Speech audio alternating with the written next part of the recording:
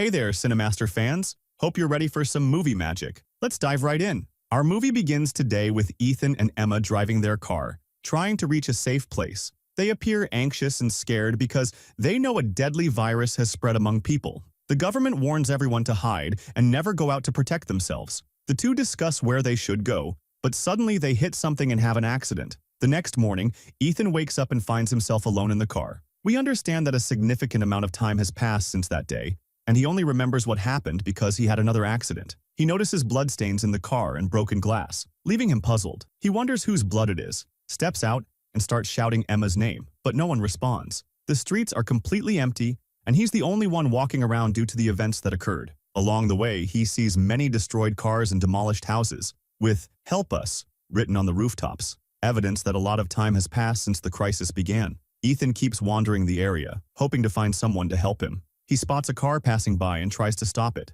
The driver gets out with a weapon, asking why Ethan is there. Ethan explains that he doesn't remember anything and only knows he woke up and found himself in this situation. The man becomes suspicious and prepares to shoot Ethan, but suddenly, someone else shoots the man from a distance. Ethan seizes the moment to run and hide behind a wall. The man insists on aiming at Ethan and tries to locate the shooter. Eventually, the man is injured and falls off the car, giving Ethan a sense of relief as he feels safe now that the man is dead. The person who shot the man from afar reveals themselves. It's a woman named May. She tells Ethan he shouldn't be here alone because it's too dangerous. She checks the car to see if it's still working and asks Ethan to help her move the body first. Suddenly, Ethan faints and realizes someone has carried him away. He dreams of Emma and feels overjoyed until she disappears again. When he wakes up, he finds himself lying in a strange bed in an unfamiliar room. He goes downstairs calling for Emma and finds May in the kitchen. She asks him what he remembers. He says he only recalls being with his girlfriend and trying to escape. He struggles to remember anything else and is bewildered by the destruction around him.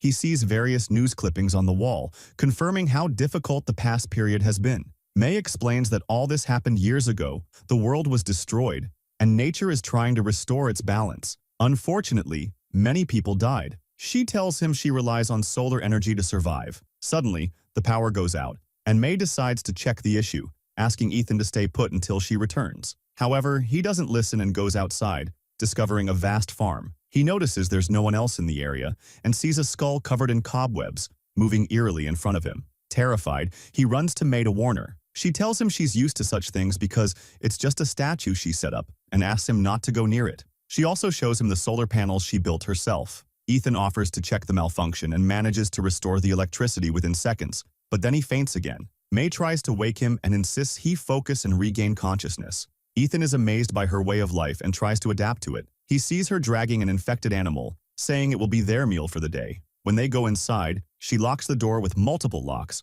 warning him to stay vigilant because they are always in danger. When Ethan argues with her, she pulls her weapon on him, shocking him. She hands him the weapon and asks him to aim it at her, but he refuses, saying he could never do that. May praises him, revealing it was a test, and he passed because otherwise he might have shot himself. After dinner, Ethan thanks May for helping him and tells her he needs to continue his journey to find his girlfriend. May refuses to let him leave so easily and asks him to help her with a few tasks first, just as she helped him. Ethan works tirelessly, completing the tasks. Later, May plays music and pressures him to dance with her. Though reluctant, he agrees out of politeness, seeing how lonely she is.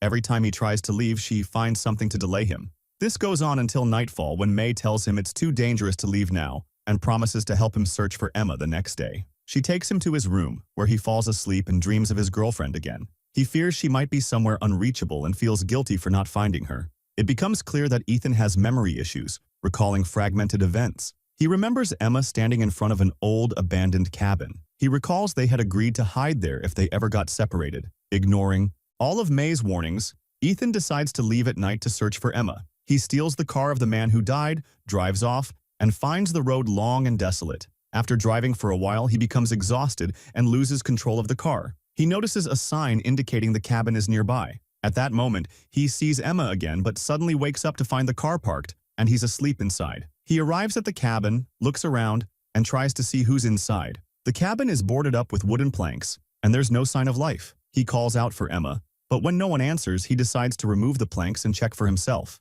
Inside, he discovers a woman, but it's not Emma. She introduces herself as Julia and has a small, frightened child named Sam hiding with her. Julia tries to protect herself and threatens Ethan with a weapon, Ethan is confused about what they're afraid of and tries to understand. Suddenly, a strange creature appears. It looks somewhat human but mutated, its body covered in moss, and a bizarre plant grows out of its head. Julia runs to shut the door before the creature enters. Ethan helps her, but the monster is much stronger than them. It breaks his fingers, knocks him to the ground, and tries to grab Julia by her head. However, in the end, Ethan saves her. The monster insists on entering, breaks the glass of the door, and reaches Julia again. Ethan grabs her weapon to kill the monster, only to discover it has no bullets. He picks up the hammer from the ground and keeps hitting the monster on the head until he finishes it off. Julia goes to comfort Sam and puts him to sleep after everything that happened.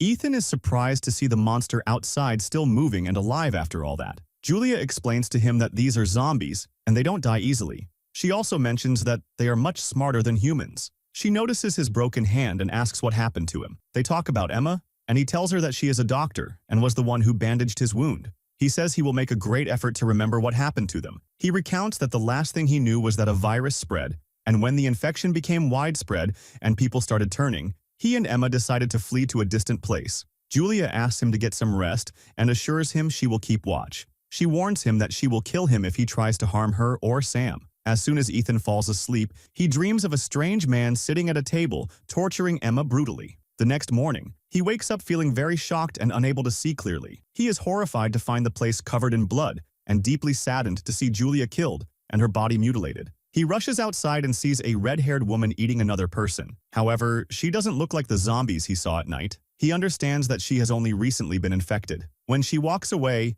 Ethan goes to check on the victims and finds Sam. He remembers Julia screaming and calling his name during the night. When the red-haired woman sees him, she doesn't attack him. Strangely, she tries to communicate with him and explain something, but cannot produce any sound. Suddenly, someone shoots her, and she dies. A woman named Mia approaches him calmly and tries to stop him from getting close to the red-haired woman because she is dangerous. She keeps shooting her to silence her completely. When Mia tries to shoot Sam, Ethan feels it's too much for him to handle. She tries to explain to him that if she doesn't do this, Sam will turn and become a monster too. Afterward, she leaves him and goes to kill Julia. Ethan notices that the birdhouse has the same tattoo as Emma's and searches inside thoroughly, hoping to find something. Mia returns and realizes that he doesn't remember anything from the previous day. He doesn't pay attention to her words because he finds his girlfriend's phone. There is a video of her crying, explaining that he has memory loss and his condition has worsened significantly. She says he has been like this for a long time. The video shows him sleeping behind her, and she continues talking about what happened. However, the phone's battery dies before the video ends. Ethan screams in frustration, feeling hopeless. Mia asks him to calm down because he is putting their lives in danger. She reassures him and tells him she has a charger at home. She suggests he come with her so she can help him. He agrees to go with her without suspecting her at all. She takes him to her car and tries to clean his face. Strangely, he doesn't remember her. He admires the car as if it's his first time using one. She explains that the car battery is dead and won't work now. She decides they should walk to her house. She finds a bicycle on the ground and thinks it's better to use it to get there. Ethan feels she's very strange and her behavior is unusual, but he has no choice but to follow her instructions to get her help. They ride the bicycle together and reach her house. On the way, she explains that they already know each other, but he has forgotten because of his condition. They encounter many zombies on their way, and their appearances are terrifying.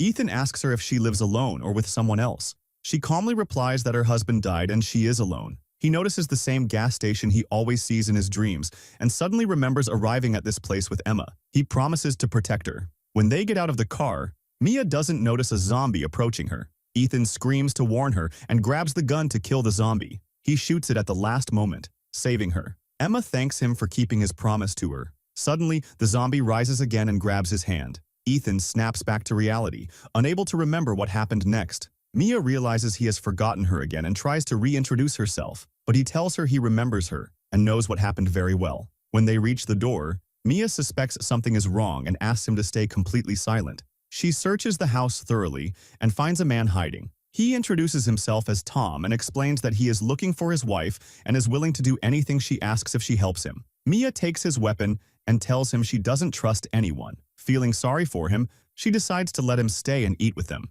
She asks him to work on the farm while she prepares food, but keeps an eye on them through the window. After a while, Tom pretends he needs to use the bathroom. He goes and retrieves his rifle, hiding it. Mia gives them juice to drink and asks them to rest inside. When Tom goes to wash his hands, Mia asks Ethan to say in front of Tom that he isn't hungry and doesn't want to eat. Ethan doesn't understand why, but agrees to do what she asks. They sit down to eat, but Ethan doesn't eat as instructed. Tom shows them a picture of his wife, saying she disappeared 10 days ago. Suddenly, Ethan feels unwell and collapses. Tom takes advantage of the situation, threatening Mia with his weapon and hitting her while she doesn't defend herself. The sedative Mia put in the food starts to affect Tom. When he feels weak, he realizes she tricked him. She gets up and hits him on the head with all her strength until he passes out. After a while, Ethan regains consciousness and finds no one around. He hears Mia leaving and telling him she will return soon. Suddenly, two men enter through the door with weapons and try to wake Tom, calling him by name. Ethan understands they are his friends.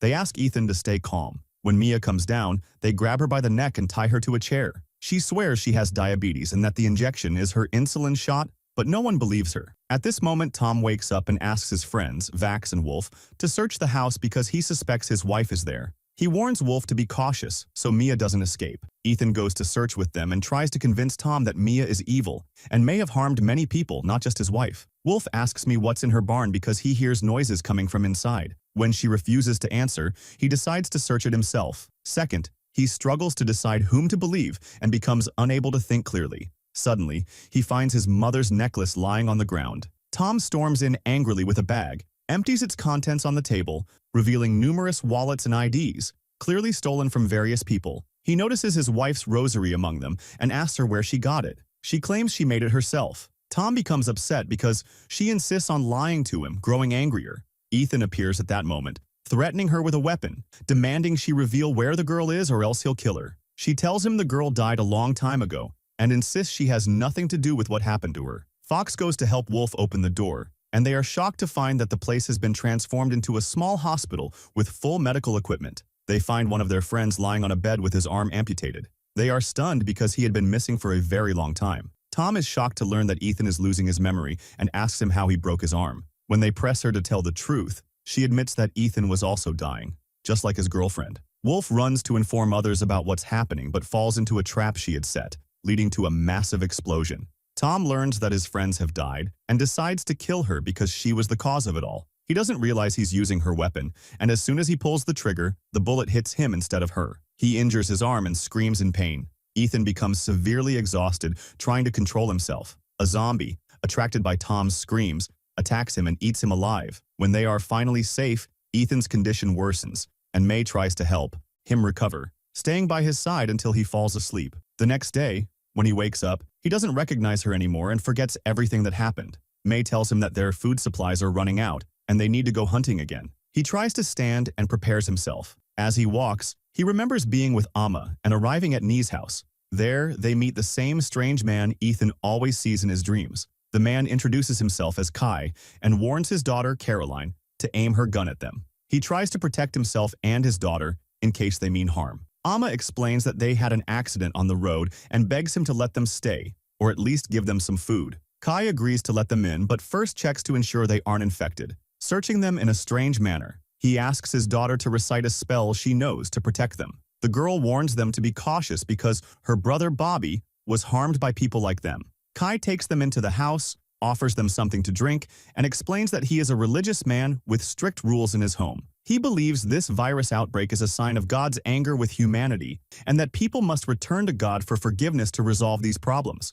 After some time, Ethan returns to reality, finding himself with May, trying to hunt. He notices the drawing on his cast, which he recalls was always red, and wonders how it suddenly turned green. Suspicious of May, he threatens her with a weapon, accusing her of changing the drawing and suspecting something is wrong. She responds coldly, saying that the red paint ran out. He realizes she has been doing this repeatedly. The truth is, Ethan was infected by the zombie the day he tried to save Amma and had been hiding his hand the entire time. May had been helping him, saying the infection stops spreading if controlled, which she had been doing all along. Ethan's mind flashes back to the time they spent with Kai while eating. Kai's wife, Sarah, enters and meets them. Ethan suddenly feels unwell, and Amma apologizes, taking him to rest. She asks Ethan to calm down and promises never to abandon him. She returns to join them and thanks them for their help.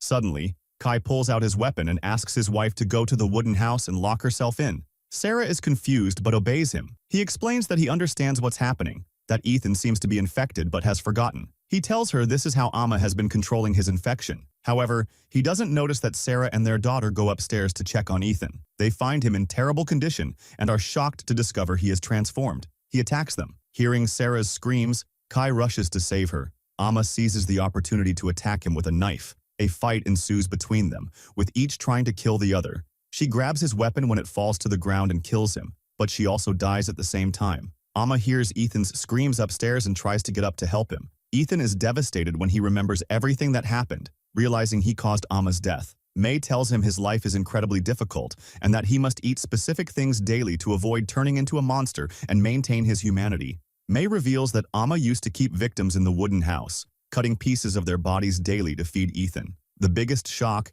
is that May is actually Amma, who has aged while Ethan hasn't because he is infected and doesn't age. When he started forgetting her face and couldn't recognize her, she created this story to keep him by her side. Ethan tells her he is just a monster and must die. Amma refuses, insisting he is her love and they must stay together. When he pressures her, saying he must die, she tells him that even if she tried to kill him, he would come back to life. Ethan decides to test it himself, takes the weapon, and shoots himself, only to come back to life, confirming the reality he faces. He realizes he must find another solution to the torment Amma is living in. He convinces her to surrender to him, turning her into a zombie like himself. They become the same, allowing them to live together forever. And with that, our movie ends today. Stay tuned for more videos and summaries.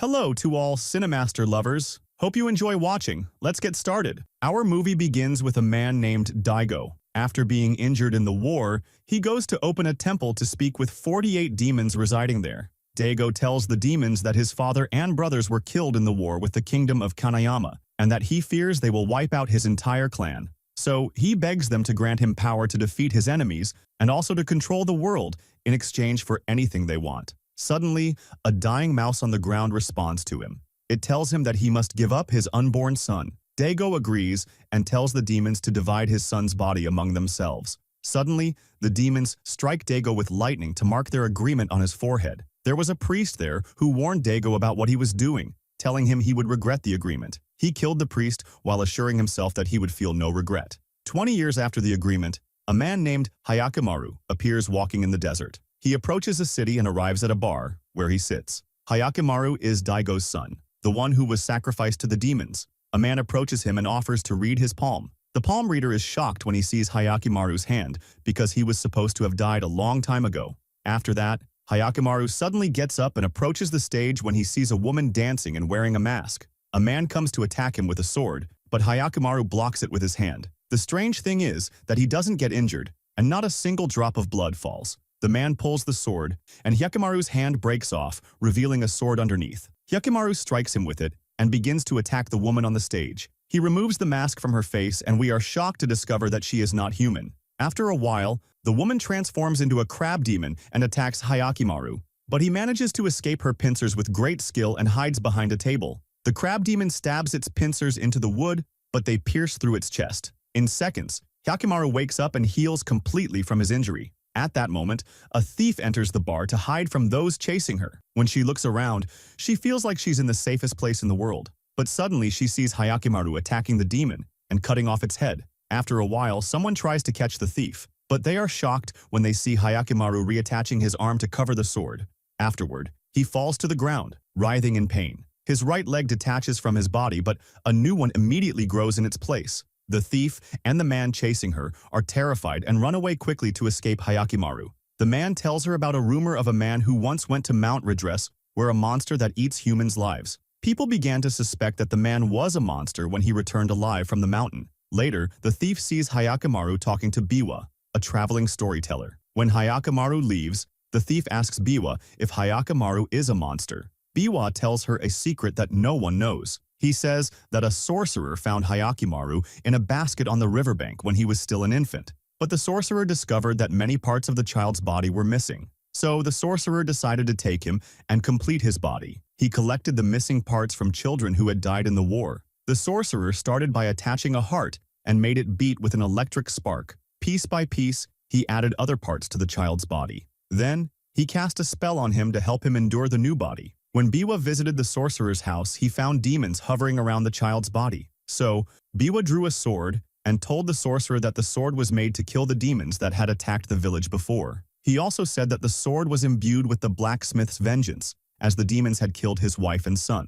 Biwa gave the sword to the sorcerer, saying it was destined to be in the child's hand when he grew up. Years passed, and the sorcerer attached a knife to each of the boy's arms, but he told him he would have to wait until he grew up to attach the vengeance sword to his left arm. Over time, the sorcerer trained Hyakimaru to defend himself with the sword, even though Hyakimaru could neither see nor hear. He could sense everything around him with the power of his mind. Hyakimaru grew into a tall, broad-shouldered young man and believed the sorcerer was his father. One day, he found the sorcerer lying on the ground, seemingly dying. Hyakimaru offered to heal him with the healing arts he had learned, but the sorcerer ordered him to burn the house down, along with the spellbooks, because he didn't want warlords to gain knowledge of how to become immortal. After the sorcerer attached the vengeance sword to his arm, he confessed to Hyakimaru that he was not his real father, and then he died. Hyakimaru followed the sorcerer's orders and burned the house down. As he was about to leave, he heard a voice telling him that his body parts had been divided among 48 demons,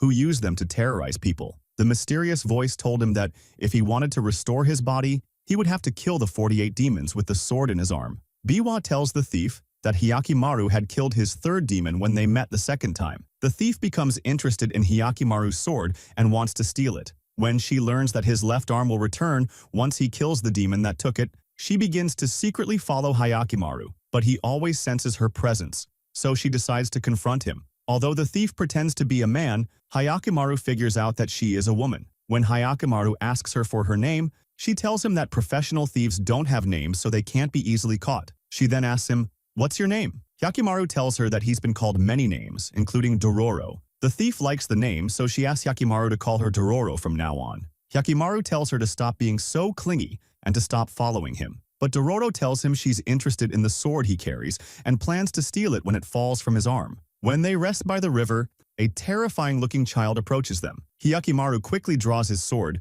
but then realizes the child poses no threat when it calls out for its mother. Hyakimaru takes the massive child to an old temple, telling them it is made up of about 20 spirits of children who died when the temple burned down. When the girl introduces herself to the child and tells it her name is Dororo, Hyakimaru says, "Why are you so full of yourself?" The name Dororo means little monster. It is also used to refer to strange creatures that resemble humans. After a while, Dororo and Hyakimaru encounter two villagers offering food and praying for children. The villagers explain that the temple is where people abandon their children. Dororo yells at them, saying, "You can't be human. No one does this to their children." The couple explains they live a miserable life due to tyranny, and that Dago has become much worse. They had no choice but to abandon their child. Dororo tells them her entire village was burned during the war, but her people resisted until they died. When Dororo and Hyakimaru leave the temple, they meet Sabame, a man who invites them to rest at his house in exchange for telling him their story. When they arrive at his house,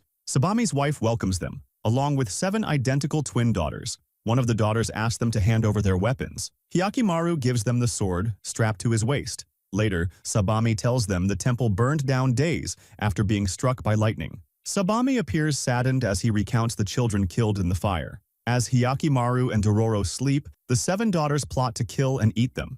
The daughters transform into giant larvae and head toward the room. Upon opening the door, they find Dororo sleeping on the floor and gather around her. Suddenly, Hyakimaru leaps from the ceiling and slashes them with the sword in his arm. A large child appears and points to another room. Inside, they discover a passage leading to an underground tunnel filled with the remains of dead children. In another room, they find numerous monsters' hands. After searching, they find a passage leading back to the burned temple, realizing it was where the demon fed. They deduce that Sabame's wife disguised herself as a nun to lure children into the tunnel. Dororo decides to awaken the villagers, while Hyakimaru returns to confront Sabame. Dororo tells the villagers they were feeding their children to demons and urges them to prepare their weapons to fight back. Meanwhile, Hyakimaru overpowers Sabame and tries to awaken his conscience to abandon his demon wife. Before Sabame can respond, the demon stabs them both in the back. Sabame dies, but Hyakimaru rises and fights the demon.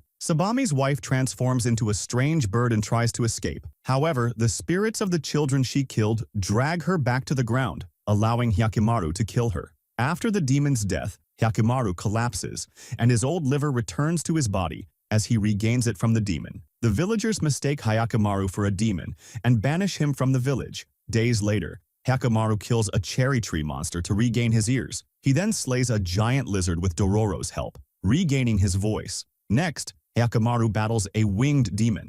During the fight, Dororo helps by dropping a large rock on the demon. The demon chases after her, but Hyakimaru distracts it by attacking. As the demon flies toward Hyakimaru to strike from behind, he quickly turns and slashes it with his sword. Before the demon dies, it reveals that Hyakimaru is Daigo's son. It tells him that the person he should resent is his father. Hyakimaru regains his right arm. Dororo expresses disappointment, thinking it was the arm with the sword of vengeance. Hyakimaru and Dororo continue their journey, reaching a border separating Kagamitsu, Daigo's land, from another kingdom. From afar, Dororo sees Daigo's castle and tells Hyakimaru she plans to kill Daigo and his entire household. She recounts how Daigo shot her father with arrows when he resisted his army. Dororo and her mother fled to the forest, where her mother asked her to live as a boy for protection. Shortly after, her mother died, leaving Dororo to fend for herself. The next day, Hyakimaru goes to the city to find work. Some men attack him in a bar,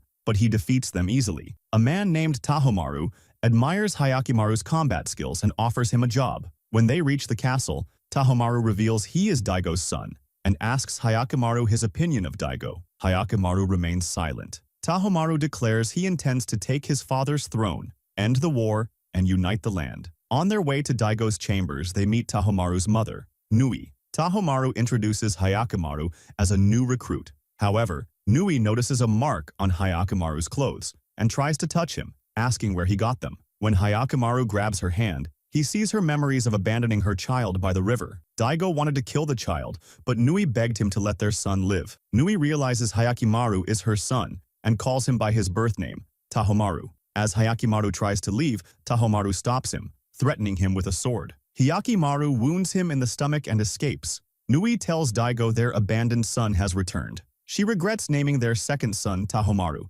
after the first.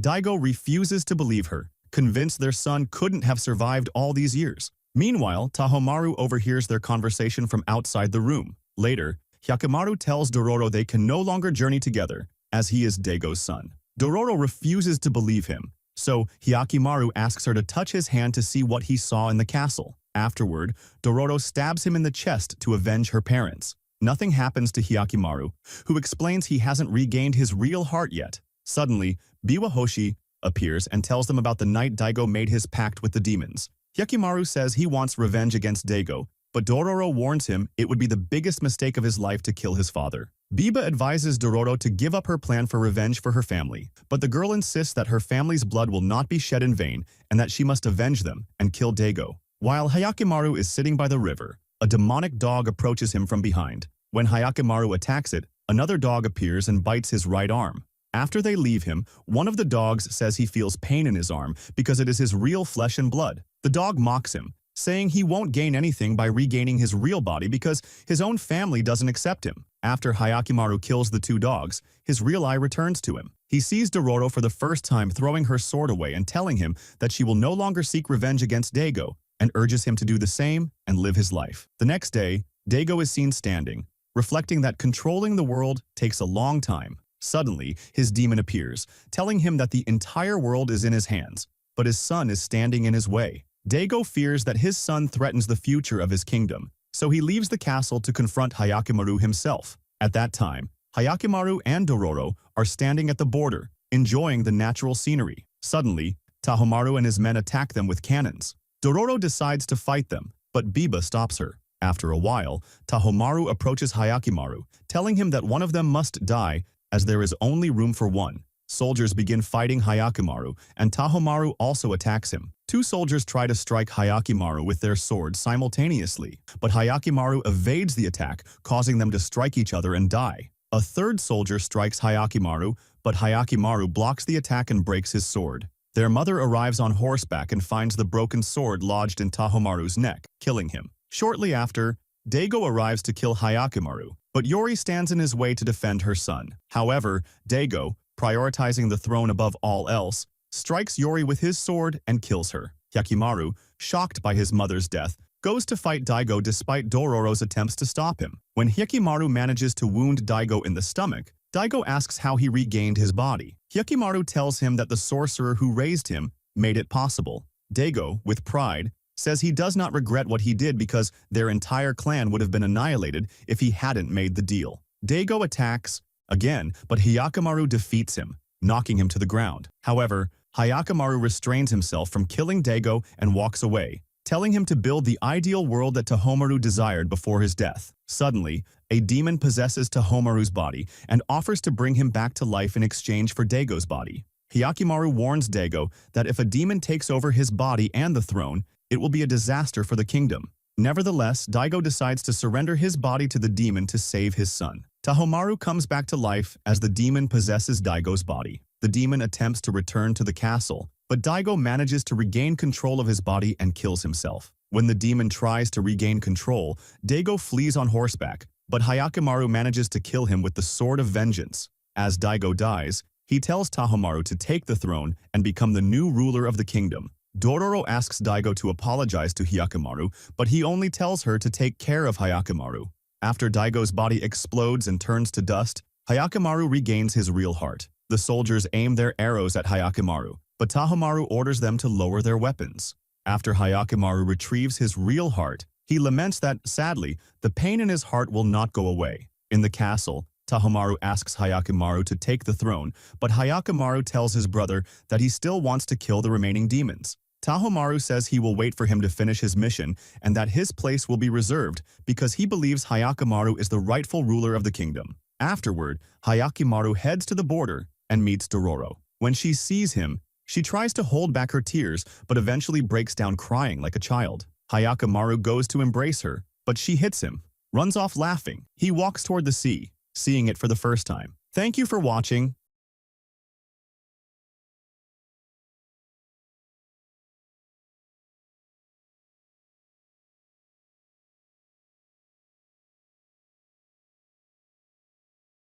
Welcome to Recaply X, your movie recap in a flash. We bring the drama, the action, and the twists. In minutes, the movie begins in the magical city of Oz, where we see the flying monkeys soaring in the sky. The villagers are happy because the Wicked Witch of the West has died. Suddenly, they see a floating bubble descending upon them, revealing the Good Witch, Glinda. Glinda arrives and confirms the news of the Wicked Witch's death. Then we see a little girl asking Glinda, "Was the Wicked Witch born evil?" Glinda replies, "No, she had a normal mother and father. Her father was the ruler of Munchkinland, but he had to leave the city for a meeting. While he was away, his wife took the opportunity to bring her lover to the palace. The lover brought a green bottle, which the queen drank. After some time, the queen became pregnant and gave birth to a baby girl. Strangely, the baby was born with green skin,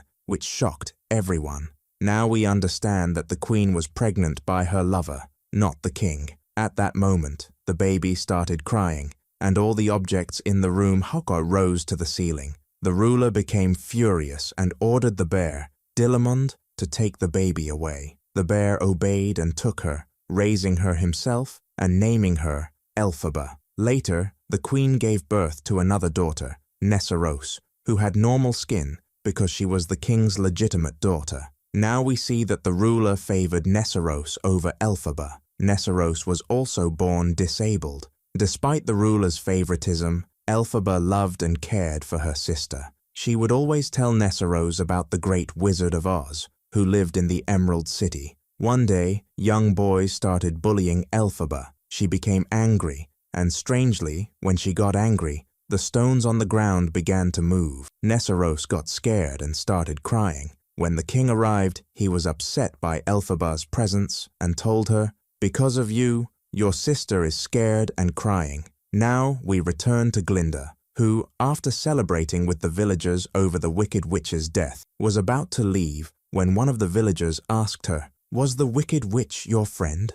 Glinda replied, "Yes, she was my friend," and began telling the story. She said, "On my first day at the School of Magic, my parents dropped me off and said goodbye. Suddenly, a boy approached me and greeted me. He was immediately attracted to me, but I didn't care about him. Then, Elphaba arrived at the School of Magic. All the students were afraid of her because of her green skin, and even Glinda was surprised. Elphaba asked her, "Is my hair messy?" Glinda replied, "What hair? You're green and you look scary." Elphaba said, "Before you bully me and say the same things I've heard all my life, you should know that I'm not sick. I don't eat herbs, and I was simply born green." But the students remained afraid of her and never approached her, except for Glinda. Glinda saw an opportunity and said, "I will study magic so I can help you change your skin color." After that, all the students liked Glinda because she was trying to help others. Elphaba then said, "You want to help someone, but you haven't even learned magic yet." Later, Elphaba's father arrived with Nessarose and told Elphaba, "Stop embarrassing me in front of people." He then gave Nessarose a gift, her mother's diamond-encrusted shoes. Nessarose was overjoyed and thanked him. He then told Elphaba to take care of her sister. Shortly after, Madame Morrible, the headmistress of the School of Magic, arrived. She spoke harshly to Elphaba, but Glinda intervened, saying, "I come from a wealthy family," and asked Madame Morrible to treat her better. However, Madame Morrible didn't care and told Glinda, "You are just like the other students." Later, the students were assigned to their rooms. A teacher introduced herself to Nessarose and said, "You are the ruler's daughter, and you are beautiful." But when she saw Elphaba, she was shocked and said, "I didn't know the ruler had another daughter." Elphaba replied, "I didn't come here to study. I came to take care of my sister." The teacher took Nessarose to her room, but Elphaba tried to stop her, reminding her that she had promised her father to take care of her sister. The teacher ignored her, and Elphaba became angry, causing everything to fly into the air, including her sister. She destroyed the place, and all the students were terrified. Madame Morrible was watching from above and realized that Elphaba was a powerful witch. She then approached Elphaba and said, "You are special." She asked the students, "Who wants to share a room with Elphaba?" Glinda, without thinking, raised her hand. Madame Morrible then tried to convince Elphaba to join the School of Magic, promising to teach her how to control her powers. Elphaba refused, saying, "My father will not allow it." Madame Morrible assured her, "I will handle it." Elphaba then started singing, saying that she would become special, that everyone would love her once she met the wizard, and that she would be famous and free from people's cruelty. She also hoped that her sister would no longer be ashamed of her. Later, Elphaba entered her room and was shocked to see that Glinda had taken up almost the entire space, leaving her only a tiny corner. Glinda said, "I know you did magic. Teach me how you did it." Elphaba got angry and said, "I don't know how." In her frustration, she accidentally shattered the glass. The two girls couldn't stand each other and kept saying, "We hate each other and don't want to share a room." Days passed, and their relationship remained the same. All the students admired Glinda for her beauty, but they feared and avoided Elphaba. One day during a lecture, their history teacher, a goat named Dr. Dillamond, introduced himself. He mispronounced Glinda's name, which made her angry. She said, "Why did you mispronounce my name? Is it because you're a goat?" Dr. Dillamond explained to the students that, in the past, animals in Oz were the ones who taught humans. But now, things had changed, and humans no longer wanted animals to be teachers. Then, they noticed a message written on the blackboard. Animals should be seen, but not heard. It was supposed to be that Fidelamond would silence the room with his words, breaking the vase and ending the lecture. However, Alpha stays behind, comforting him and picking up the flowers. She then tells him that she has been bullied her entire life and has no friends. Fidelamond responds, "From today, I will be your friend." Afterward, Alpha goes to Mora and Beale, where she tries to help her control her magic. Morabile tells her to focus on the coin and try to move it, but Alpha fails to control her magic. Morabile attempts to provoke her by reminding her of what happened with Fidelamond. Alpha gets upset and says, "What happened shouldn't have happened." She then mentions, "I felt the same feeling as the goat," but Morabile doesn't care about her words, focusing only on the magic.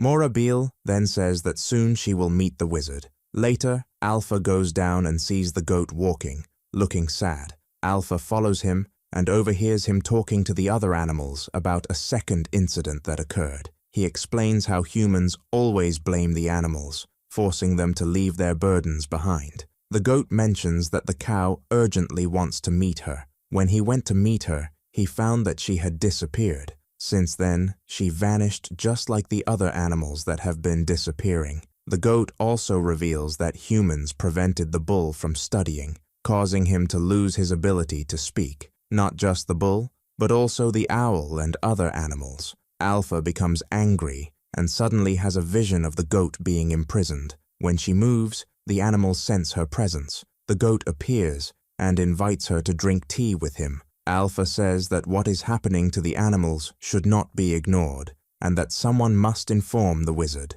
Fidelamond warns her not to involve herself in such matters, but Alpha returns to her room. On her way, she bumps into a young man riding a horse. Alpha gets angry at him, and the young man is surprised to see a girl walking alone in the dark forest. Strangely, he doesn't seem surprised by her skin color. When he offers to escort her, Alpha refuses. The young man tells his horse, "This is the first time a girl has rejected me." It is then revealed that this young man is Prince Fibro, who has come to study at the magic school. As soon as the news spreads, Clinda finds out about the prince's arrival. She rushes to put on makeup, accessories, and her best clothes to catch the prince's attention. Indeed, when the prince sees her, he is enchanted by her beauty. He begins talking to her about the school, but when she takes him to the library, he notices Alpha. However, Clinda ignores Alpha. Prince Fibro then starts dancing and singing, saying, "Forget studying."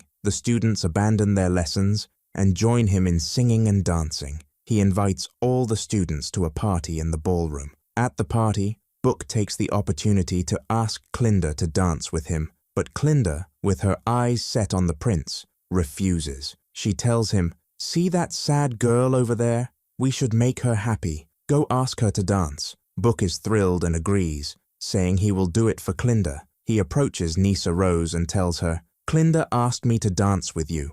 Nisa Rose is overjoyed and tells her sister, "We misunderstood Clinda. She has a kind heart because, thanks to her, Book invited me to the party." Later, Clinda wears her best dress, with her friends helping her get ready. When they see the hat, Clinda says her grandmother always gave her trivial things, and that she plans to give the hat to the person she dislikes the most. Her friend suggests that it should go to Alpha. At first, Clinda is hesitant, saying she doesn't dislike Alpha that much. However, when Alpha enters the room and thanks her for helping Nisa Rose, Clinda tells her to join them at the party. She gives Alpha the hat, insisting she wear it immediately. At the ballroom, the students laugh at Alpha's strange outfit and hat. They mock her, but Alpha ignores them and dances in her own unique way. Nisa Rose feels embarrassed for her sister, while Clinda becomes frustrated and decides to join Alpha on the dance floor. The students are surprised by Clinda's actions,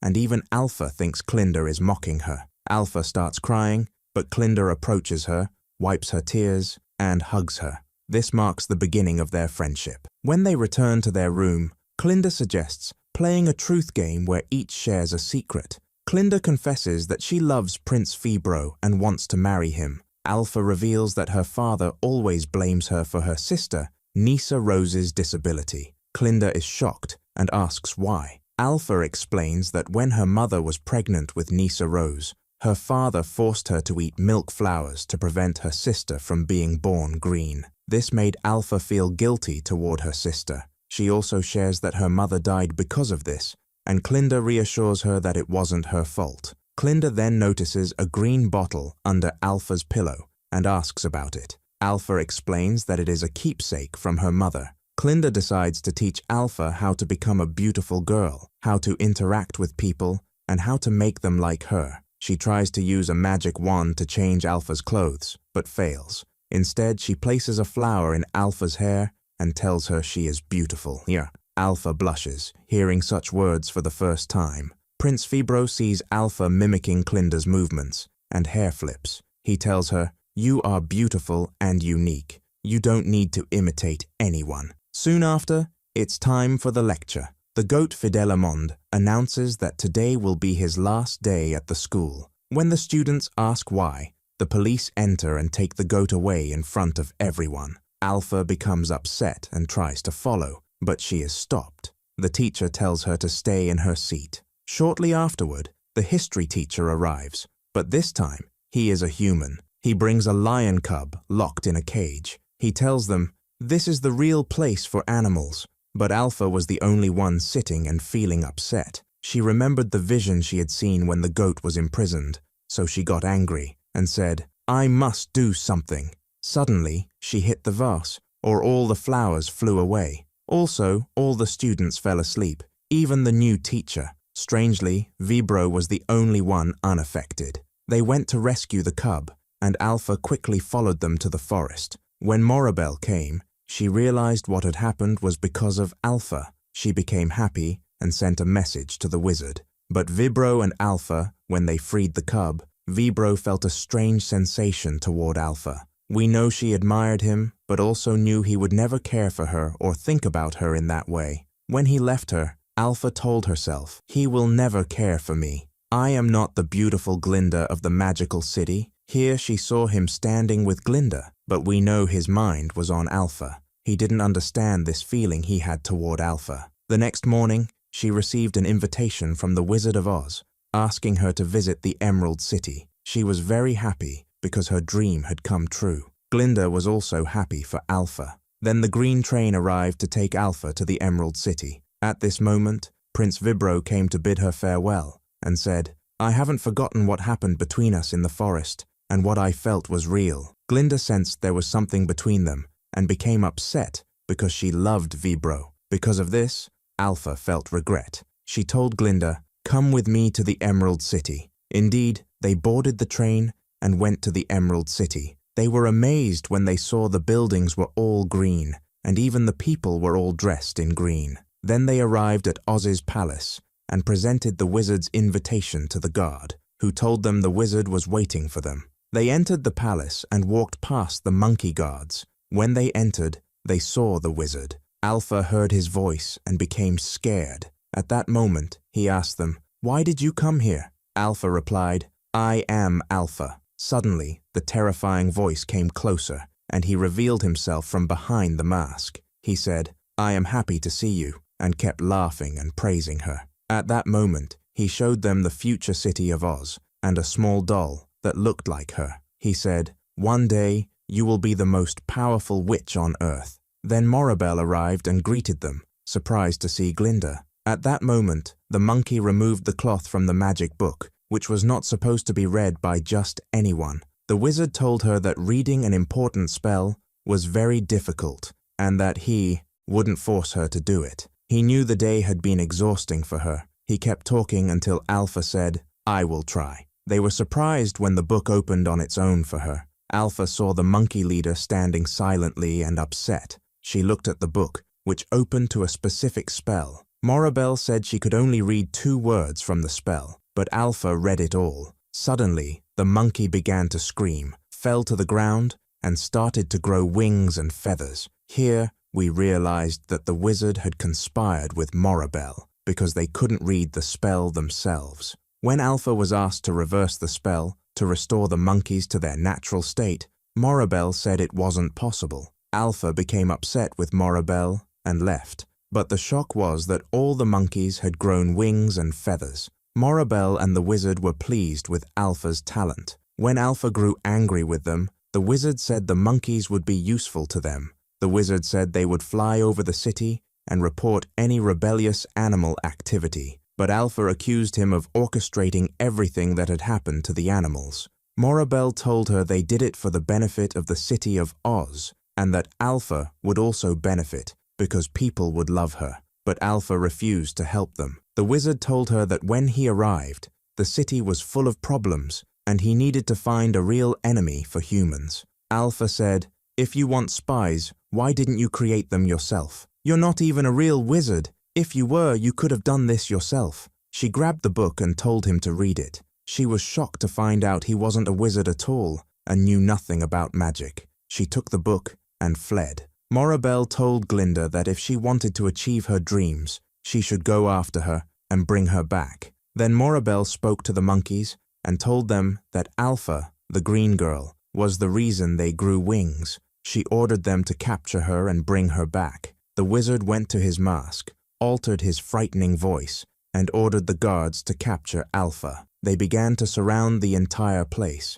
Unfortunately, she couldn't escape the palace, but she took Glinda and hid her in another room, locking the door. When Glinda tried to convince her, Alpha wasn't persuaded. They heard Morabel speaking about Alpha through the microphone, calling her the wicked witch who wanted to harm humans and animals. The entire city learned of her description. Glinda told her this was her chance, and because of this, she would become famous and loved. Alpha said, "Something inside me has changed. I don't want to be loved or famous at the expense of the animals suffering." But unfortunately, at that moment, the guards began to approach. Alpha recited a spell to fly, and suddenly, she saw the broom coming toward her. She instructed Glinda to climb on it, saying, "Together, we will achieve our dreams." Glinda brought her something to wear because she saw she was very cold. In this state, she was fully dressed as the Wicked Witch. Before they could escape, the guards captured Glinda. Alpha fled alone, managing to fly on the magical broomstick. She stood in front of all the guards. When Alpha became angry, she shattered all the glass. Morabel quickly took advantage of the situation and embraced Glinda. Alpha decided to return to save Glinda when she can control her magic. And here ends the first part. Stay tuned for the next part. Don't forget to subscribe.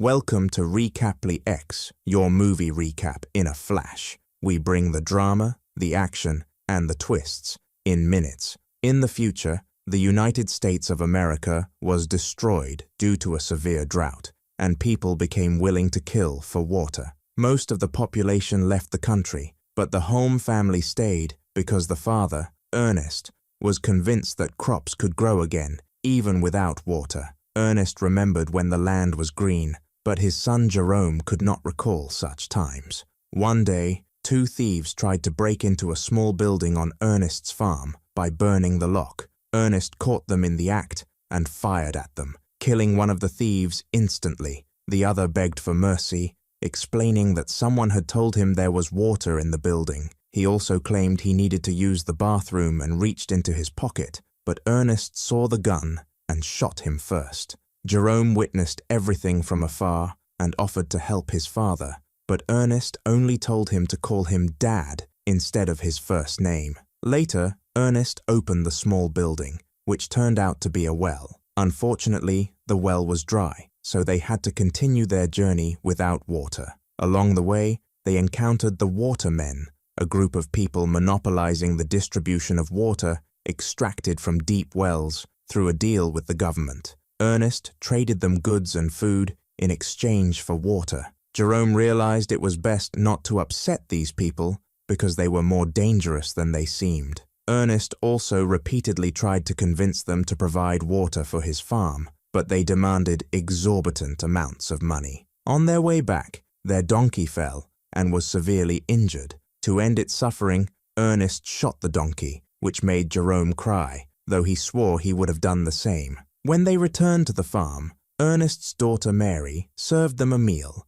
and washed the dishes using dirt from the ground. Ernest listened to the radio while Jerome drew animals, their only hobby. That night, Ernest heard a noise and went outside to discover that Mary had escaped through the window to meet her secret lover. The next day, Jerome and Ernest went to Sam's auction house to bid on a robot known as Simulate Shadow, or Sim, to replace the donkey. Sam's son, named Film, competed against them in the auction, but Ernest won, though it left him heavily in debt. Afterward, they visited the hospital to see Catherine, Ernest's wife and the children's mother, who was unable to walk due to an accident. The hospital had a special machine connected to her by a wire to help her walk. The only way to bring Catherine home was to buy this expensive machine.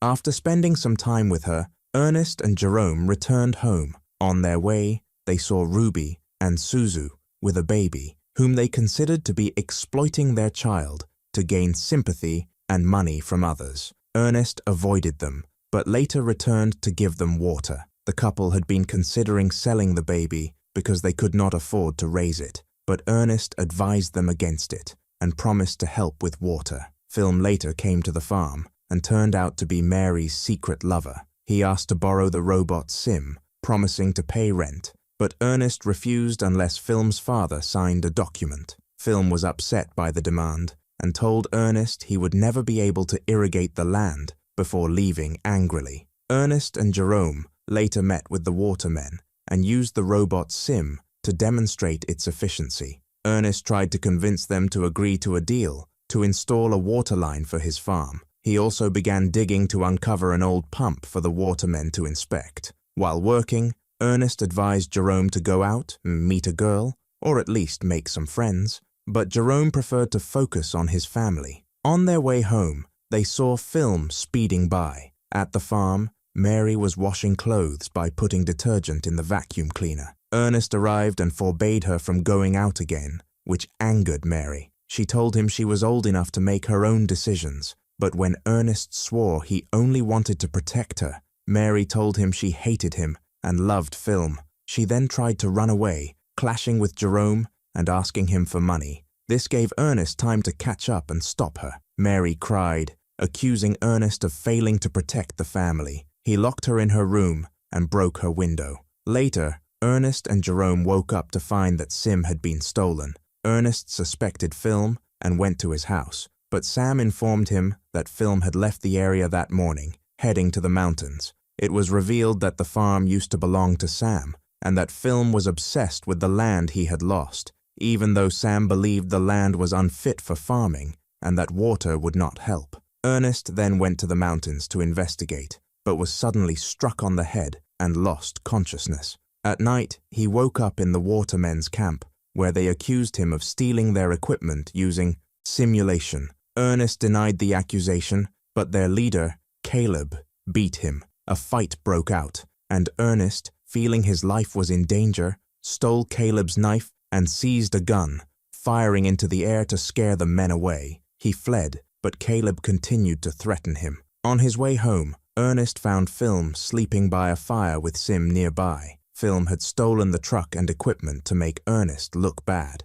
Ernest waited until morning, woke Film with a gun pointed at him, and tied him to Sim, who carried the stolen equipment. Under the scorching sun, they walked to find the watermen. Film provoked Ernest by talking about Mary, so Ernest pulled him down as punishment. Both men eventually became extremely thirsty and could not endure it any longer. Film allowed Ernest to stand so they could drink, but the equipment contained alcohol, not water. Ernest, an alcoholic, began drinking the alcohol, while Film pretended to drink and revealed that he had stolen the truck to survive. Film offered Ernest money, but Ernest refused, doubting his story. Ernest tried to get up, but the alcohol made him dizzy and unable to move. This had been Film's plan all along. Taking advantage of the situation, Film hit Ernest with a rock, causing him to hit his head on the stones. Bleeding and unconscious, Ernest began to recall Catherine's accident, which had been caused by his drinking habits. When Ernest eventually woke up, he found himself, the text translated into English, tied in a film where Sim wakes up drunk and screams like a madman. Then he goes to a movie about the farm, and Mary joins him to escape together. Jerome worries about Ernest, so he decides to look for him. When night falls, he finds Sim in the camp of the watermen. They tell him that his father died in a car accident. When the funeral time comes, Mary returns, and the siblings scream together. They also visit their mother to tell her the bad news. Film takes them in his car, saying he will take them home, but Jerome refuses and prefers to walk. Jerome stops the car and asks them about Ernest. Film tells him that Ernest is dead and warns him to stay away from them. Film says he wants to help them, but Jerome drives him away. At the farm, Jerome starts beating Sim severely out of anger. Film intervenes to stop him and explains that grief is difficult, but he cannot let it ruin their source of income. He promises to help the family. Jerome is also shocked when Film tells him that Mary is pregnant. Film has big plans for the farm, and Jerome agrees to give it a try. In the afternoon, Film takes equipment to the watermen and asks Caleb to install a water pipe on the farm. At first, Caleb refuses, but Film suddenly holds him responsible for Ernest's death because Caleb's gun and knife were found with the body. Fearing the consequences,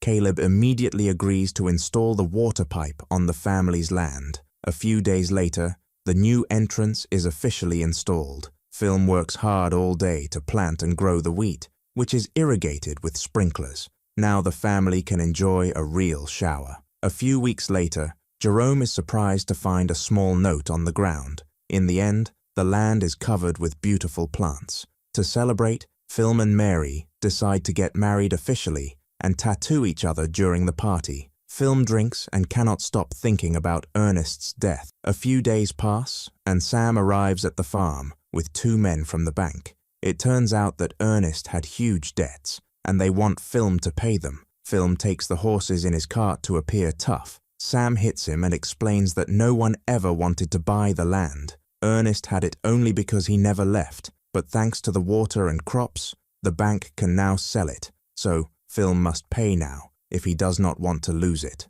At night, Film puts Sim in his car and takes Ruby with the baby, pretending they are just checking prices. Film sells the baby against Ruby's wishes. Ruby panics and demands they take the baby back. The buyers shoot and kill Ruby. They try to shoot Film too, but he fires back while escaping, leaving the car behind. Sim is injured in the shooting, and the damage triggers a mode that makes her return to the original factory. The next day, Film pays the bank with the baby's money, but tells the siblings that he sold Sim to Ruby. At that time, Sim arrives in the city and is discovered by the people who created her. Calvin finds the owner's information and calls the farm. Jerome answers the phone and starts to suspect something, so he rushes to the local market. He finds Film talking to Suze, who is holding a doll in her arms and claiming it is her baby. Noticing this, Jerome tries to talk to them, but Film quickly takes Suze away. Later at the farm, Jerome asks Film about Ruby, but Film tells him that Ruby took poison and abandoned his family. Jerome is determined to uncover the truth and announces that he will visit his mother. However, he takes a bus to the border. The guards do not let him pass because he is a minor without a guardian. At that moment, Anna approaches him and offers to help him cross for a fee. Jerome agrees, and Anna puts him in a truck full of chickens. Within a few hours, the truck arrives in the city, and Jerome sees it for the first time. He returns with Anna, who takes him to the factory, but only takes half the money. She explains that the trip was a trick. He does not need a guide to return, because no one will stop him. Before she leaves, Jerome asks if she has met someone named Ernest, but Anna does not remember the name. Later, Jerome meets Calvin, who explains all the functions of the device. It turns out that Sim's eyes are cameras designed to capture the terrain for reforestation and record everything she sees. Calvin teaches Jerome how to use it and leaves him alone. Jerome feels overwhelmed with emotions when he sees his father again, but his feelings turn to horror when he realizes that Film killed Ernest. It turns out that Film tied Ernest to the car and sent it toward the watermen's camp, making it look like Sim lost control and accidentally dragged Ernest to his death. Jerome collapses in the middle of the office. At night, rain falls on the farm for the first time in over 10 years. Jerome rushes back and tries to act indifferent. He asks Film how he got Sim back. Film is confused and checks the barn, shocked to find Sim standing there unharmed. He says Ruby must have returned her out of guilt. A few days later, Jerome visits Catherine and sincerely promises to take care of her, as Ernest did. One day, Film and Jerome go hunting to keep animals away from the crops. Film misses all his shots and hands the gun to Jerome, blaming the weapon for being faulty to cover up his failure. Jerome has a strong urge to shoot Film, but instead kills a deer, proving that the problem was Film's aim. When they return home, Jerome hides the gun in his room. At dinner, Jerome says he received a call from Ruby and is looking for Film. This provokes Film, who reacts angrily, accusing Jerome of lying. Mary scolds Film for his behavior, and Jerome insists he is telling the truth. Film storms out of the room in frustration. The next day, Film receives a letter from Ruby, but in reality, it is from Jerome. The letter asks Film to meet Ruby, because there is a problem. Before leaving, Film looks for the gun, but Jerome tells him he took it for repairs since Film had said it was not working properly. Film is forced to act normal to avoid suspicion and apologizes for his outburst at the dinner table. After taking a knife, Film goes to the rocks with Sim and calls out for Ruby. Suddenly, he falls into a hidden pit and breaks his leg. Film screams in pain and asks Sim for help, but she does not understand him. At that moment, Jerome appears, looking down at Film while holding a rock in his hand. Film realizes that the boy knows the truth. Desperate, Film begs Jerome for mercy, but Jerome ignores him and walks away, leaving him to suffer under the scorching sun. Eventually, Film starts screaming again, pleading for help and asking Jerome to think about his sister and the baby. He talks a lot about accidents and regret, making Jerome so angry that he shoots Film and kills him. When Jerome returns home, he makes Mary believe that Film abandoned her and does not tell her how Ernest really died. Thanks to the money from the crops, they can finally afford real food, and the siblings agree to stick together. They will buy their mother's machine from the hospital so that Catherine can live with them. Jerome then deleted all the videos from the robot Sim so they could start their lives anew. And that's the end of the movie. See you in a new summary.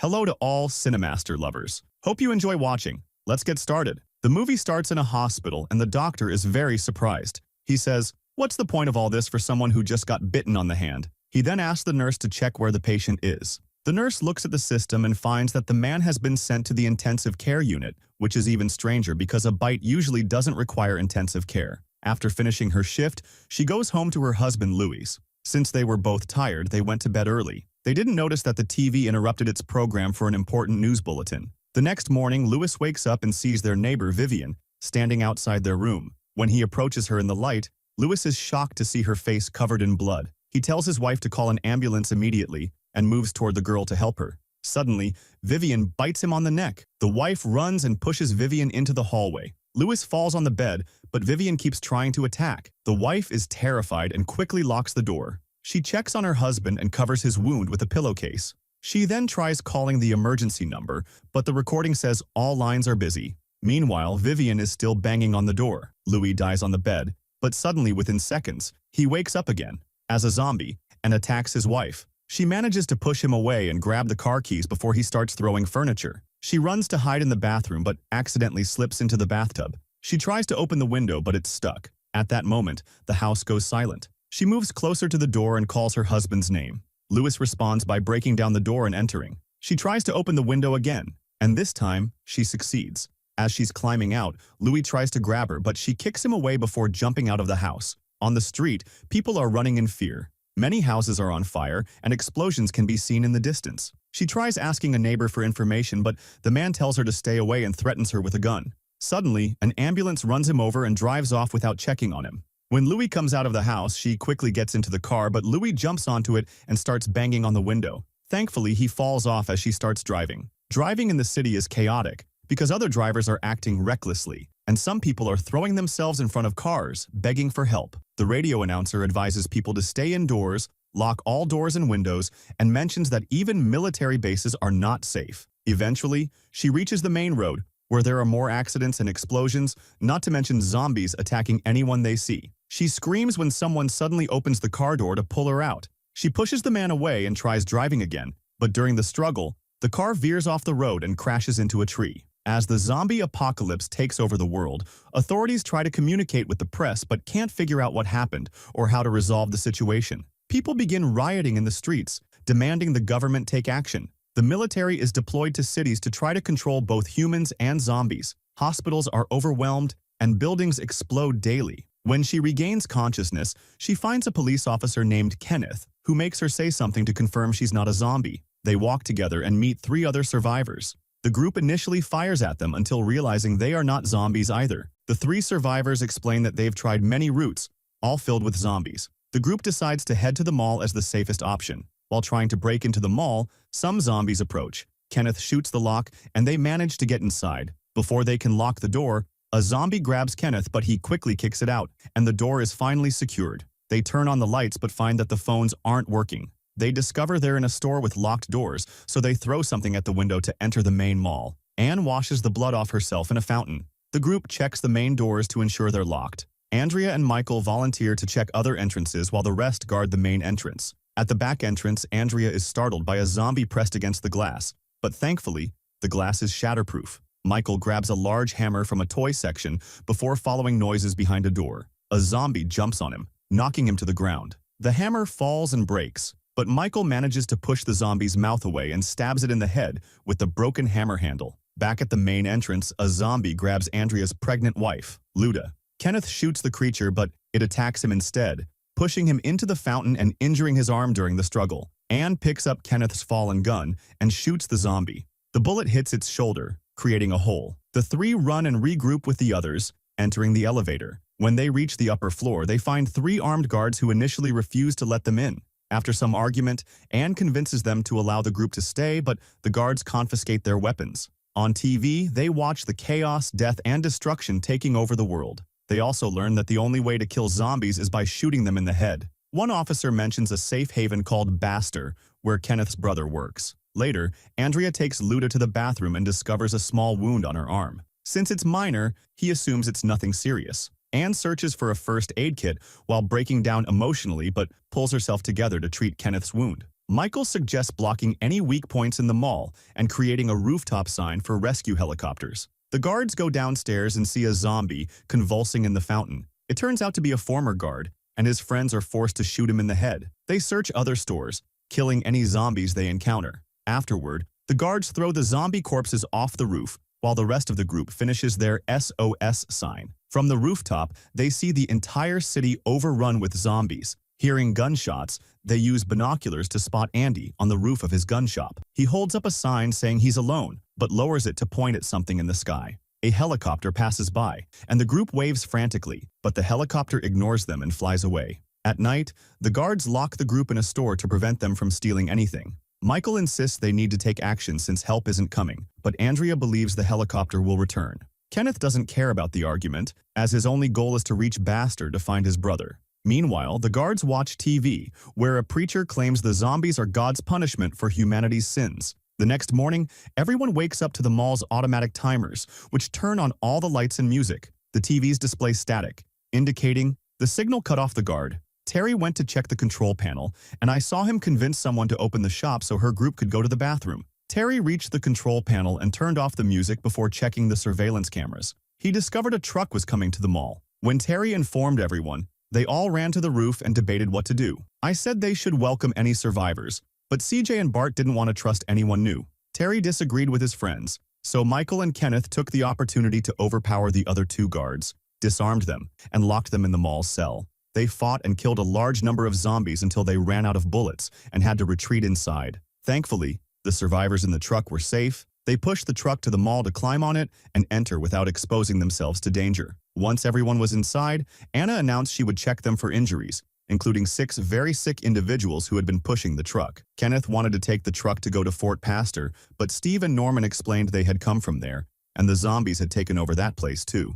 Kenneth felt defeated and went to the roof, where he saw Andy communicating using another sign. Kenneth said the fort had fallen, and no help was coming. Andy replied sarcastically, which made Kenneth smile. Meanwhile, Anna treated everyone's injuries, and Terry looked at the sick woman who suddenly died. Anna confirmed her death after checking her pulse and covering her with a sheet. Suddenly, the woman sat up, and the group began to run when they realized she had turned into a zombie. Anna grabbed an iron rod, and when the woman got too close, she stabbed her in the eye. After seeing the transformation, remembering her husband, Anna told everyone that a zombie bite causes the infection. Frank had been bitten, and Anna wanted to isolate him, but Michael thought they should kill him before he turned. Kenneth agreed. Anna ran to warn Frank, and Nicole begged for mercy, but her pleas went unheard. They gave her a moment to say goodbye, then they locked Frank in a room. Kenneth waited for him to turn to confirm their theory before shooting him in the head. Days passed, and the group tried to entertain themselves. Kenneth played chess with Andy by writing moves on signs. Bart and CJ played cards in the cell. Anna enjoyed watching movies with Michael, and Nicole and Terry bonded while stargazing. Steve spent time with Monica when he wasn't playing golf on the roof. Sometimes the balls would hit the zombies outside. As the crowd at the mall's entrance grew each day, the group wrote requests on signs, and Andy shot the zombies they pointed out, showcasing his excellent aim. One night, the survivors were having dinner, sharing stories about the people they'd lost when the power went out. Andrea rushed to check on Luda, who was very ill, so he tied her to the bed. Later, 4 men went to check the generator and found blood on the walls. Something moved in the darkness, and the group prepared to fight until they realized it was just a dog. Michael called it over and the animal seemed fine, but suddenly, it started barking. A zombie appeared on the roof, jumped on Bart, and bit his neck. All the noise attracted more zombies, who appeared at the end of the hallway. The group ran immediately, but it was too late for Bart, who was left behind as zombie food. Kenneth and Michael opened a gate to escape, and CJ shot a zombie in the face to close it again. They locked the door securely and opened fire on the zombies trying to climb the gate. With little ammunition left, when a zombie fell, it took part of the gate with it. Michael found a gas can, poured it on the zombies, and CJ threw a lighter, causing a massive explosion that burned all the creatures. Meanwhile, Andrea watched as Luda took her last breath. When he looked at her pregnant belly, he was shocked to see the baby still moving, but he had to step back when Luda woke up as a zombie. Cautiously, Andrea found a belt and put it over Luda's mouth, so she couldn't bite while giving birth. At the same time, Norma realized she hadn't seen Luda in a while and came to check on her, only to find Andrea with the baby and Luda growling in the bed. Norma immediately opened fire to kill Luda, and a furious Andrea shot back. Both ended up killing each other. The rest of the group heard the gunshots and rushed to the room to hear Norma's last words. Terry wanted to shoot her, but Anna assured him she was dead from the bullets and wouldn't turn. Then they looked at the baby and discovered it was a tiny zombie. They had no choice but to kill it. After moving the bodies and fixing the generator, Kenneth told the group that waiting to die was worse than death itself. Anna said she didn't want to die there. Michael mentioned seeing buses in the garage, suggesting they could reinforce them to escape. Steve proposed sailing on his boat, and the group agreed that traveling to the nearest island was a good idea. They started using all the tools they found in the mall to fortify the buses, spending most of their time working hard. During breaks, they realized they had little ammunition left but planned to bring Andy along since he might have extra weapons. Kenneth communicated the plan to Andy using signs, and Andy replied with "hungry," indicating he'd lost a lot of weight. The group still needed time to finish the buses, so they had to find a way to send food to Andy to keep him alive until the escape. Remembering the dog was unharmed during the attack, they decided to send it with some supplies and a radio. Their theory was confirmed when the dog walked among the zombies without being attacked. But when Andy opened the door for the dog, zombies tried to get inside. Andy quickly fought them off and shut the door again. However, when he grabbed the radio, he told the group he had been bitten. Nicole panicked, drove the truck to the gun shop, and entered the building as zombies climbed the truck. The group heard Nicole rescuing the dog on the radio, and Kenneth looked at the gun shop roof. Realizing Andy had turned into a zombie, his sign now covered in blood. When Andy went back inside, Nicole had to hide to avoid him. A few men decided to rescue Nicole, taking the opportunity to gather more weapons. They entered the sewers after leaving someone to guard the door. After walking for a while, they emerged in the middle of the street, immediately opening fire to clear their path. The zombies? Kenneth knew how to kill them. He killed a few enemies, but a zombie snatched the gun from his hand during the operation. The men climbed onto the transport vehicle to reach the other side. They entered the shop through the dog door and closed it before the zombies could reach them. After that, they grabbed as many weapons as they could carry. They followed a trail of blood on the ground until they found Andy knocking on the door. Kenneth apologized to his friend before shooting him in the head to save Nicole in the end. They needed a good plan to make their way back. So, CJ went to the roof, threw a fuel tank, and shot it to make it explode. The zombies caught fire. The group used the distraction to run through the street, shooting any creature that wasn't burning until they reached the sewers. Some zombies pushed Tucker, and he fell into the pit, breaking his leg. CJ told the others to go on while he stayed behind to help Tucker. The zombies jumped into the sewers too, so CJ shot a few of them before handing the weapons to Tucker. This way, CJ could drag Tucker on the ground while Tucker shot at the attackers coming their way. Unfortunately, there were too many of them, and they managed to reach Tucker and started eating him. Tucker asked his friend to finish him quickly, so CJ shot him in the head before running to catch up with the others. In the end, the group reached the mall door, but Steve wasn't there to open it. The zombies started climbing the stairs and the men opened fire. Finally, Anna appeared to let them in. They couldn't close the door again because the zombies were holding it. The team had no choice but to run. When they regrouped with the other survivors, the group, along with the dog, ran to the elevator and closed the doors before the zombies could reach them. They reached the garage and scolded Steve when they found him there. The group split into two to board the buses and escape the mall by breaking the garage doors. The zombies immediately surrounded the vehicles, making movement difficult. The survivors fired from the windows, and Steve even used a chainsaw to kill some zombies. Since the congestion was still heavy and they couldn't move, CJ threw another fuel tank and shot it to create a new explosion that cleared the path. The buses sped through the city, only being stopped by other vehicles. Kenneth saw a zombie hanging onto the bus and swerved suddenly to try to knock it off, causing Glenn to fall with the chainsaw onto Monica. The bus lost control and crashed into a wall, flipping onto its side.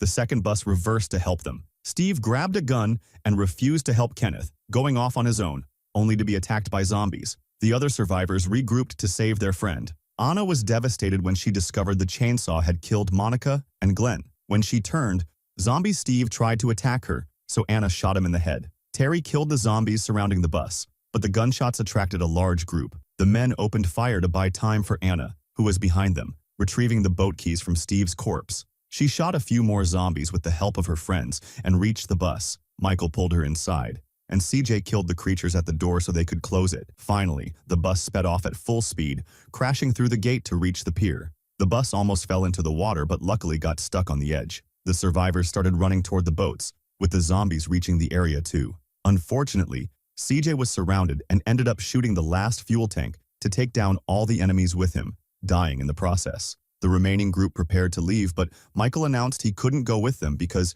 he had been bitten. He said goodbye to Anna, pushed the boat to safety, and then ended his life with a bullet. In the end, Anna, Kenneth, Nicole, Terry, and the dog survived. As they ran, they found a boat with zombies inside and quickly killed them. After many days, when their boat ran out of fuel and their food started to spoil, they reached an island, only to discover it was also full of zombies. The movie ends here. See you in the next recap.